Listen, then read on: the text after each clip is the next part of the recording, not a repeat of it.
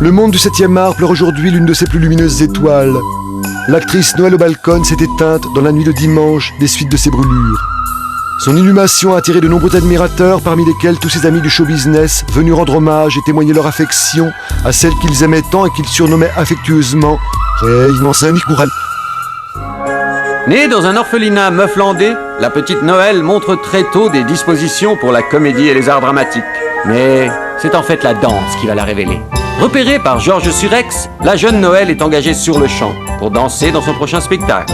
C'est un triomphe. Le spectacle part en tournée et la jeune ingénue reçoit honneur et médaille. Vous êtes resté très simple, à part vos étoiles, vous êtes presque une femme comme les autres. Mais j'espère bien être une femme comme les autres. Ce n'est pas parce que je suis là, que j'ai l'intention de changer quoi que ce soit dans ma manière d'être ou dans ma vie privée. Enchaînant tournage, interviews, photos et apparitions TV, elle se retrouve naturellement à Hollywood qui lui fait les yeux doux. Elle y tourne successivement La Nuit du Roquefort avec Jean Roquefort, Le Concombre et la Prisonnière, La Vie d'une serpillière et Agnès Deveau, Mémoire d'une casserole, réalisé par le Suédois Björn Löfström. C'est pour ce film qu'elle reçoit sa première palme d'interprétation féminine à Cannes. Mais elle y gagne surtout un mari, car sa rencontre avec Löfström donne naissance à une des plus tumultueuses histoires d'amour du siècle.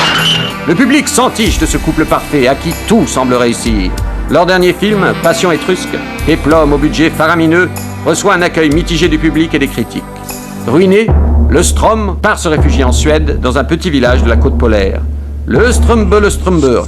Incapable de vivre sans le cinéma, il s'autodétruit à petit feu, consommant d'impressionnantes quantités d'alcool de phoque, et ce, dès le matin.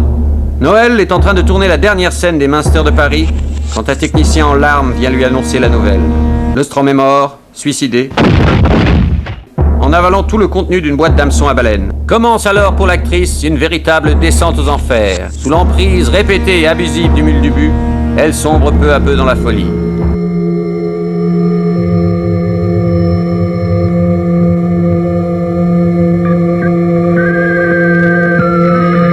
Elle déclare alors: J'étais pas bien.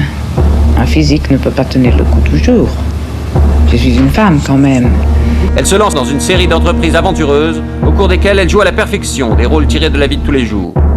Méconnaissable, elle stupéfie à chaque fois les spectateurs tant ses transformations sont réussies. La voici en général de Gaulle lors d'une allocution télévisée, confondant agent du protocole et technicien de l'ORTF. J'ai rétabli la liberté de la presse.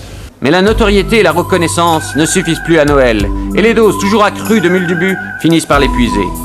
Au bord de la rupture, Noël se tourne vers la religion et décide de se retirer dans un couvent perché dans les montagnes de son Neufland natal. C'est lors d'une procession qu'elle rencontre la jeune réalisatrice Vera Sconvera, qui lui propose peu après le premier rôle dans son nouveau film, Mimolette ou Reblochon. Hélas, comme chacun sait, c'est la robe qu'elle portait lors de la première de ce film qui s'est enflammée, provoquant sa disparition et l'incendie du club Les Mains Louches, où l'équipe du film et de nombreux invités finissaient la soirée. Triste fin pour cet enfant du cinéma. Cinéma à qui elle avait tant donné et qui lui avait tant repris.